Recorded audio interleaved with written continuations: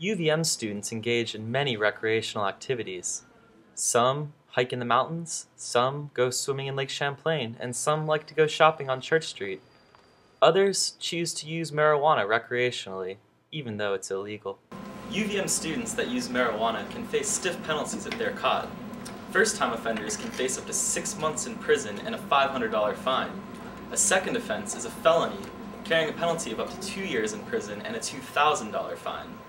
Representative Zuckerman of Burlington has introduced legislation that would remove criminal penalties for possession of up to an ounce of marijuana. UVM students would face a $100 fine instead of jail time if H.150 becomes law. Well, I support it for a number of reasons. One is that I think we really need to have our punishments fit the crime.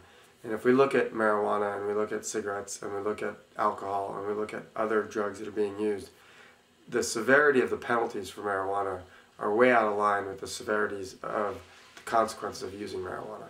Nancy Lynch works for the Vermont Alliance for Intelligent Drug Laws, and she is lobbying in the Vermont Legislature to help get H.150 passed into law. What gets really scary is that if they're caught a second time, it isn't an automatic felony, but it can be a felony. And now you've really upped the ante, because if that college-age student is charged with a felony, he now loses his financial aid. If his parents are living in public assistance, they can lose their housing. UVM students and Burlington residents alike seem to be in favor of H.150, although one man who refused to be interviewed said he opposed the decriminalization effort. I mean, you get caught with, an ounce of weed, it's like, okay, there's bigger fish to fry. So you're in favor of decriminalization? Yes, I am. And it would decriminalize possession of up to an ounce of marijuana. How do you feel about that? Fine.